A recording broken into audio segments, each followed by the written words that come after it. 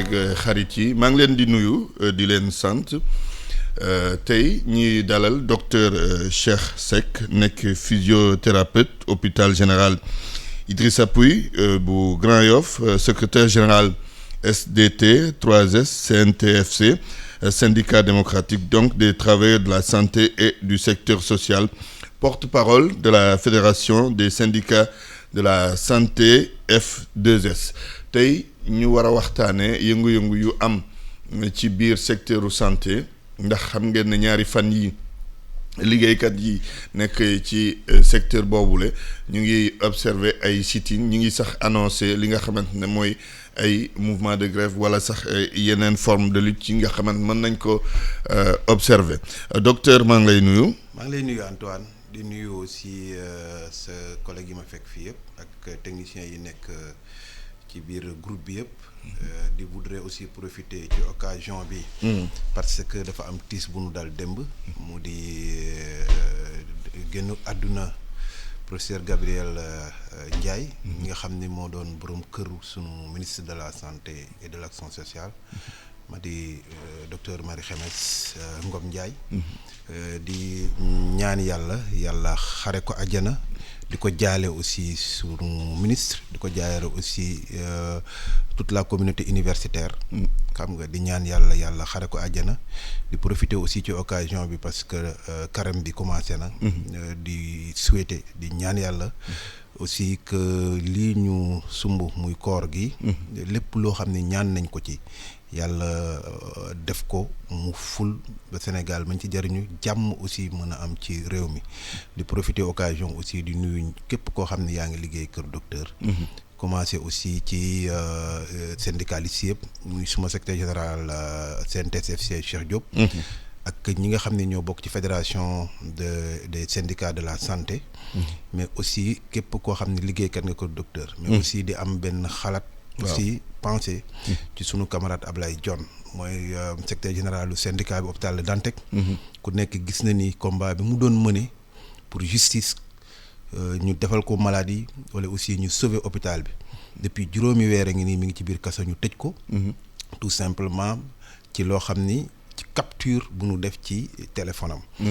peut-être loolu on aura le temps ñu mën ci discuter parler dañ ci waxaat parce que voilà dinañu évoquer yooyu question ak yeneen yi nga xamante ne sax xëy na ay dossiers judiciaires yi ñu fa xamoon fii ca semaine yee passé wala weer yee passé hôpital bu Louga hôpital bu Linguère hôpital bu Tivaouane yooyu yëpp nañ ci waxtaanee dinañ ko waxtaanee plutôt alors docteur donc je m'associe à vous pour présenter itam suñu condoléance ministre de la santé Marie Khemesse Ngom Ndiaye di ñaanal borom këram yàlla xaare ko àjjana léegi bu ñu rombee loolu gis nañ ne temps yi yëpp liggéeykat yu nekk ci secteur de la santé am nañ ay yëngu-yëngu sit-in tey sax moo nekk je pense deuxième jour bi pour jeexal boobu première action yi ñu ne secteur de la santé dafa feebar ci Sénégal yàgg nañ ko di wax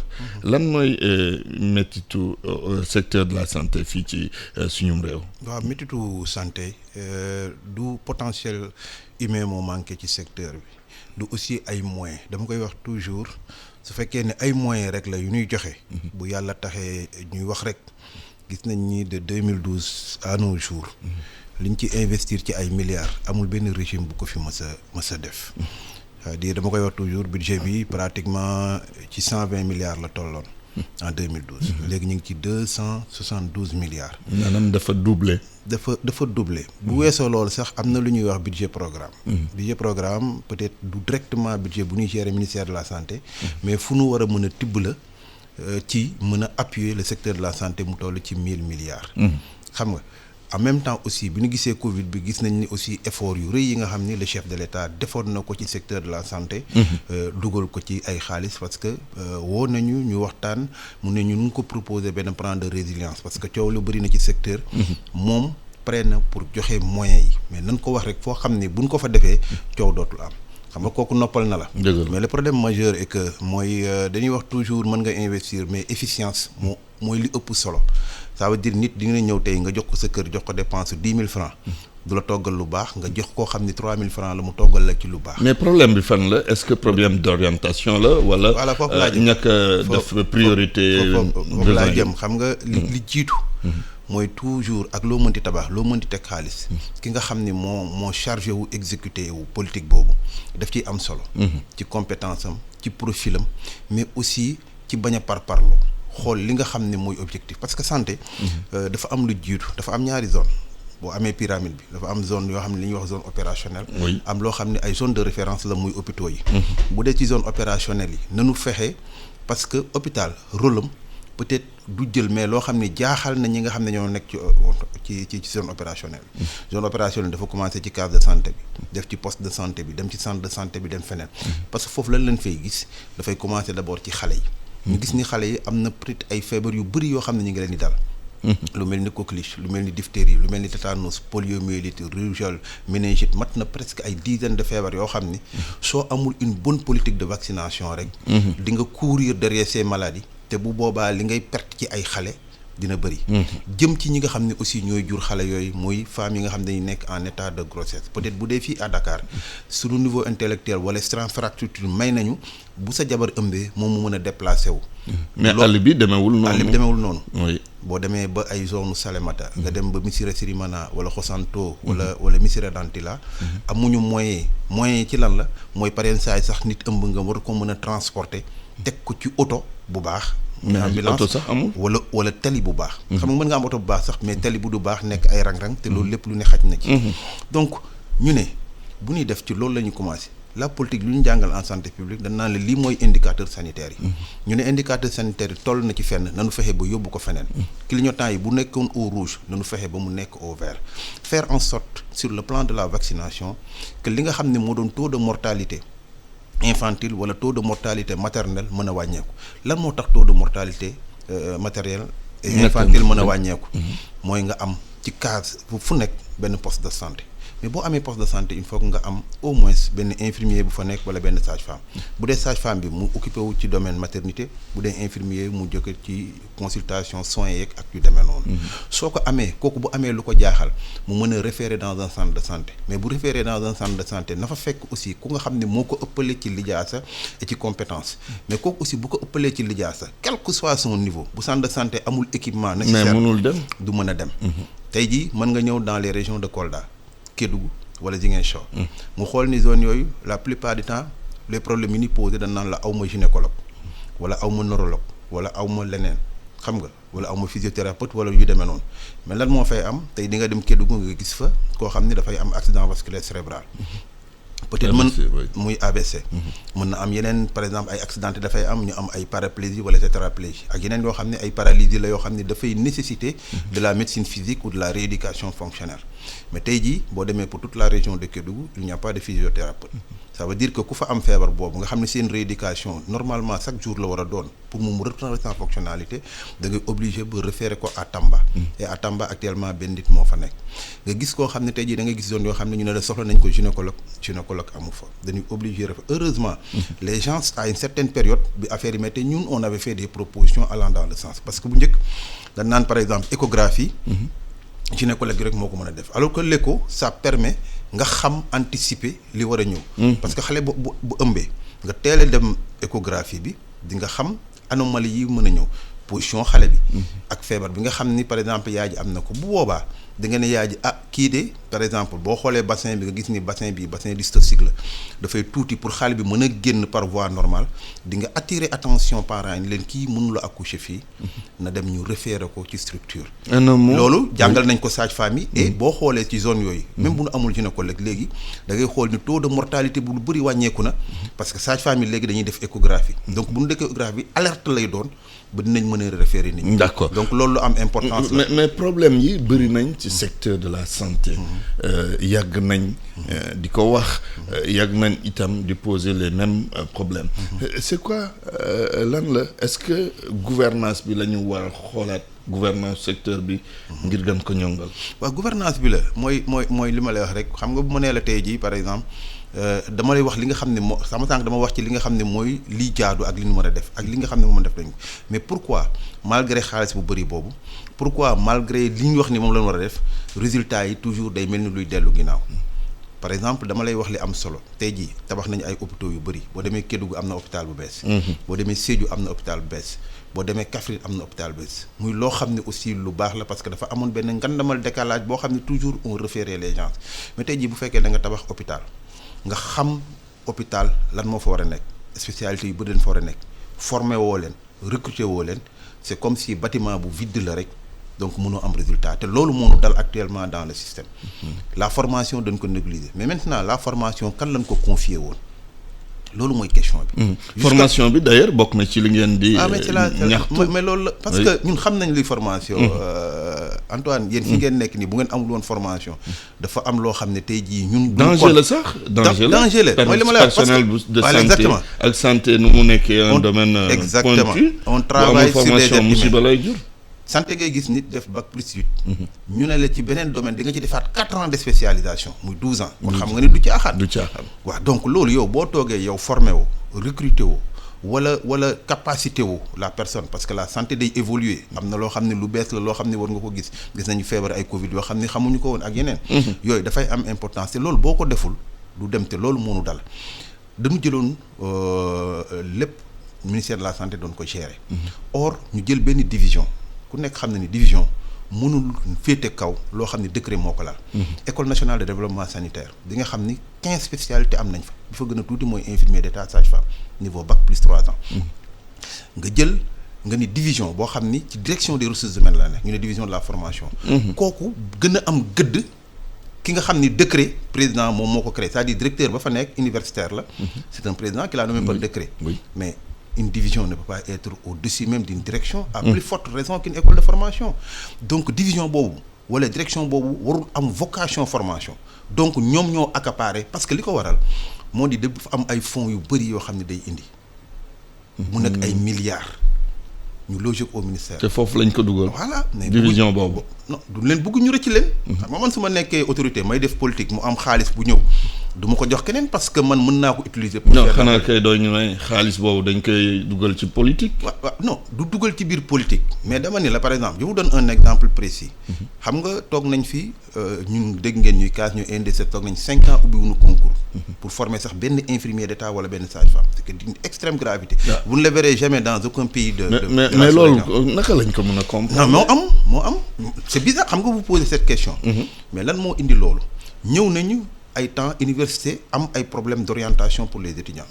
ñu ne nañu créer d'abord université virtuelle après ñu ne léegi nañu xool boy yi ñu conventionné yóbbu leen ci ay écoles de formation ñu am une formation professionnelle.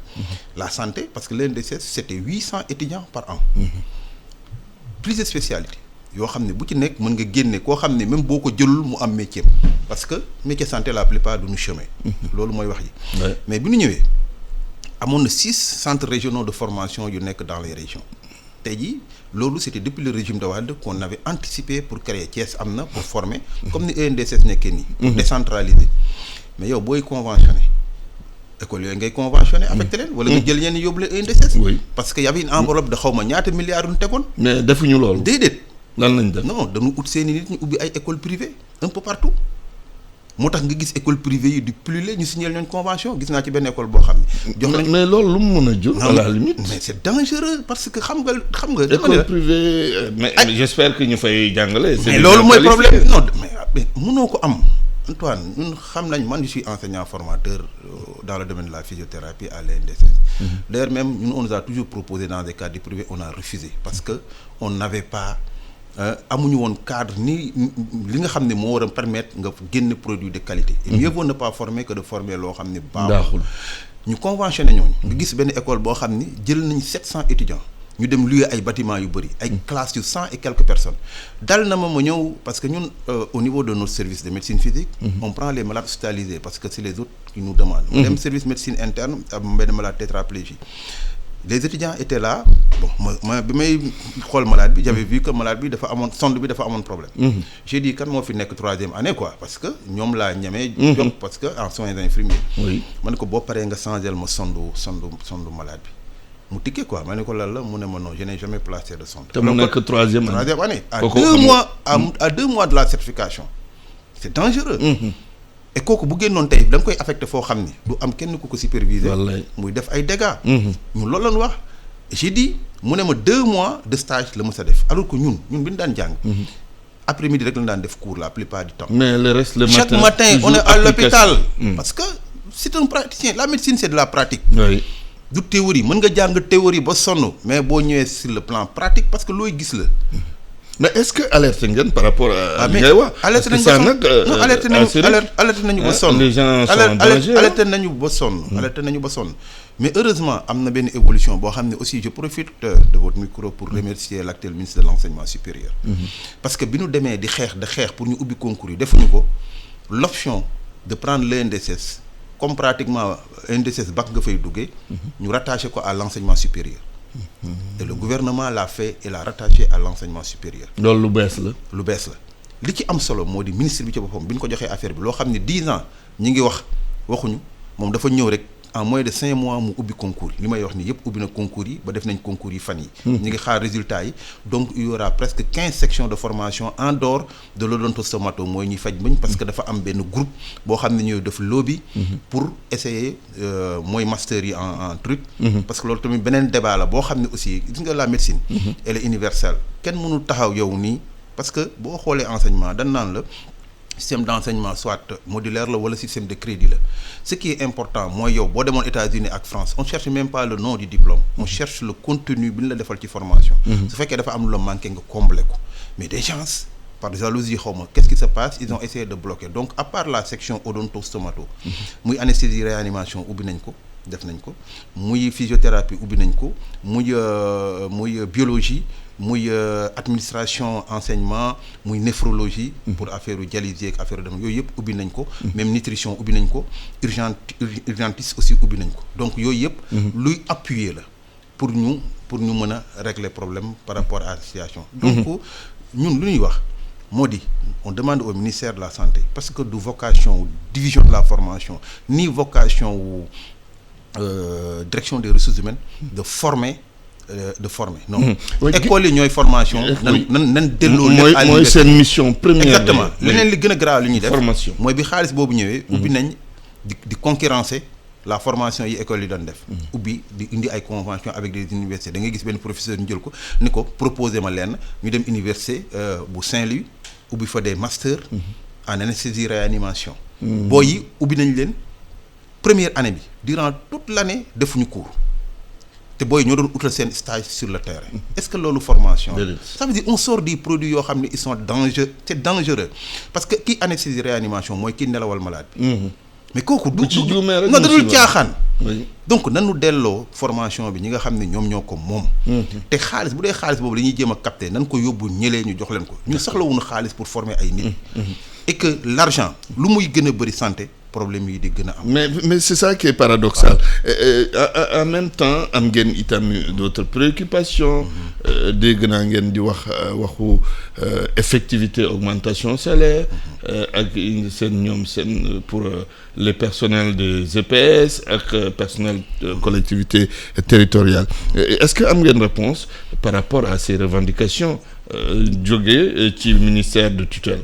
xam nga dafa am loo xam ne waru sax woon pour war a poser revendication xam nga pour la santé ngay signer accord application yi nit ñi di génnaat di grève alors que dañu waroon kontaan c'est ça le paradoxe Antoine état dafa am loo xam ni nee naa la milliards yu muy jël yëpp investir ko ci ressources humaines yi du ci fayoor du ci formation du ci encadrement c'est ce qui est extrêmement grave tey jii boo xoolee hôpitaux yi nekk Sénégal yëpp boo demee hôpital boo gis man hôpital bi ma gën a xam mooy hôpital général Idrissa Pouye parce que fa laay liggéey sur presque 800 agents boo xoolee la fa nekk ci ay fonctionnaires motuñu 300 li état di fay motul 300 tout le reste de l'hôpital ki la moo koy fay am nañ budget wu 9 milliards sur les 9 milliards et quelques l'état ne nous donne en subvention que 1 milliard 500 ça veut dire que li ci des yëpp ñun ñoo ko war a uti au niveau de l'hôpital fan lañ koy jëlee ci malades yi fay état dellu siwaat bu fekkee damay am 10 malades yu war a ñëw 3 yi rek ñooy génne seen poste daal di fay 7 yëpp duñu fay parce que seet yi soit man fonctionnaire la imputation budgétaire la am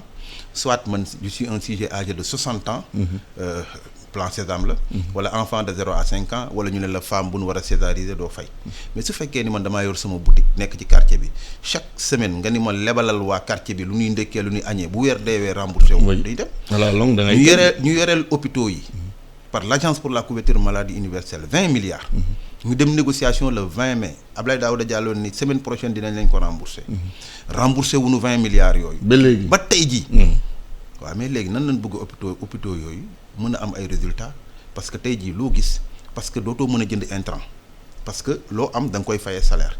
or le laboratoire doit fonctionner. Les fournisseurs sont en train d'attendre nga fay leen pour ñu jox la fournir la li nga mën a defee analyse. Celui qui doit aller au bloc opératoire le chirurgien il demande à l'anesthésiste de faire sa visite pré-anesthésique. mu war a am bilan ci bilan boobu y a le bilan biologique. bilan mu dem labo ni ko benn laa ci mën a def yeneen mënu ma ko def parce que awma réactif le fournisseur n'a pas fourni. Ça va retarder et ça peut avoir des conséquences sur l'intervention chirurgicale que quelqu'un d'autre doit. mais avec tout ça naka ngeen di def pour mën a fonctionner. non mais si dañuy débrouiller tey jii demal hôpital démb rek sante naa ñaari nit ñuy plaindre kenn ki dafa mujjee récupérer nañ ko delloo xaalisam parce que joxewoon na caution wu 500000 joxe woon na jëndoon na intrant yëpp pour ñu opérer ko. mais toog na ay 15 jours am na keneen koo xam ne jabaram mi ngi foofu ça fait presque plus de 21 jours mënuñu ko opérer. tey amplificateur de brillance bi nekk foofu dafa panne ça fait 1 mois on l'a pas réparé da nga ci gis loo xam ne day panne et puis plan de résilience bi ñu doon wax ni dugal nañ ci ay 200 milliards. fan la feeñee loolu mooy problème bi parce que tey jii boo demee rajo numérique bi nekk hôpital actuellement. benn bi rek ay fonctionner beneen bi dafa panne alors que boobu ci plan de résilience bi lañ ko jëndoon nan nga mën a jëndee un appareil ça veut dire que par exemple même marché yi ñuy def. appareil yi boo xoolee même spécification technique yi du correspondre c'est-à-dire bugguma tudd dëkk ñu naan appareil tel dëkk la. mais c'est de la pacotille c'est-à-dire appareil mënul daw 6 mois di panne quelle que soit l'utilisation et loolu. aussi ci marché yi dañ ko war a xoolaat. pour dugal ay milliards ñu ne dugal nañu ay milliards en chiffres. booy wut da ngay wut loo xam ne moom lañ soxla lu baax la c'est ça la vérité. malheureusement c'est ça le véritable problème. et il est impératif que loolu aussi ñu mën ko régler. donc pour jëm ci revendication yi boo ñëwee ci structure yi. man nekk un agent de l'État maak ñeneen ñi ñoo bokk soit faculté bi ñu génnee wala école bi ñu génnee de formation ñoo bokk même responsabilité. la seule différence mooy statut. man fonctionnaire laa yow nekkuloo fonctionnaire. mais comment nan nga mën a concevoir état reconnaître ni man fonctionnaire war naa am indemnité de logement te doo ko jox keneen kii. en même temps aussi leneen li man damay faj ñu ne ñuy faj rek ñoo ko mën a am mais dama ni tey jii seen boîte bii bu ngeen liggéeyee c'est parce que y a des techniciens am na ñu nekk derrière la baie vitrée. Absolument. pour permettre ñi nga xam ne nekk nañu États-Unis ak feneen du ñu mën a déglu.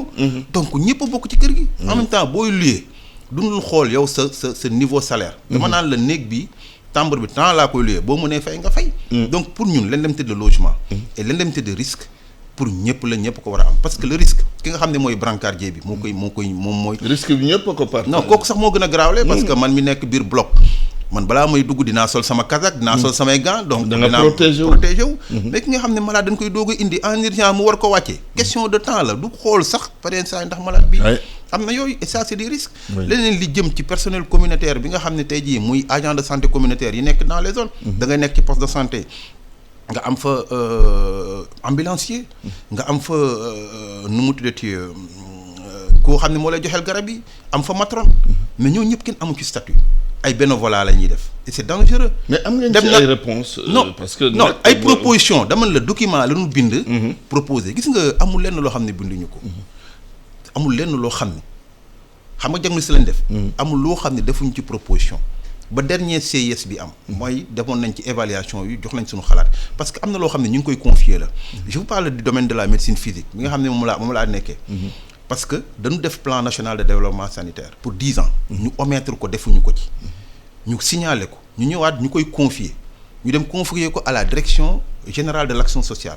or la direction de l'action sociale lan mooy rôle am mooy ki nga xam ne am na handicap muy réinsertion sociale am c'est différent de la prise en charge sur le plan médical de quelqu'un qui a l'accident vasculaire cérébral. bi ñu ñëwee ci évaluation on avait vu que tout n'était pas exécuté. je les ai dit ça ne peut pas se faire parce que ki ngeen ko jox. xamul loolu ñu koy jox. et loolu moo booy jox nit non loolu moo am ministère de la santé. c'est-à-dire tey da ngay jël ressources humaines. da nga koy jox koo xam ne am na vécu booy joxee santé publique da nga koy jox koo xam ne am na santé. booy jox hospitalier. muy direction générale des établissements publics de santé doo xam koo xam ne am na waxuma la diplôme kese ça ne suffit pas mais koo xam ne am na vécu xam na lan mooy réforme hospitalière et malheureusement c'est le drame dans lequel nous sommes dans ce pays. Antoine sama xarit la rek dama lay nommer directeur wala dama lay nommer lii loolu moo fi am. loolu il faut ñu xoolaat ça pose un ko problème. en tout cas li ñu waroon a waxtaanee ci mbirum secteur santé bëri na waaye nag temps bi moo ñu xoj bëggoon naa ñu wax problème yi fi amoon ci hôpitaux yi ma lim sànq hôpital bu Linguère hôpital bu Tivaouane ñoom seen ak seeni camarade bi nga wax noonu hôpital Le Dantec waaye temps bi xëj nañu xam naa dinañ amaat beneen occasion wax ci Cheikh Seck maa ngi lay gërëm di la sant ma fat yow yaay porte-parole fédération des syndicats de la santé ngeen di woyal seeni plan maa ngi lay gërëm di la sant jërë ngeen jëf yéen auditeurs ak téléspectateurs i rajo ak ITV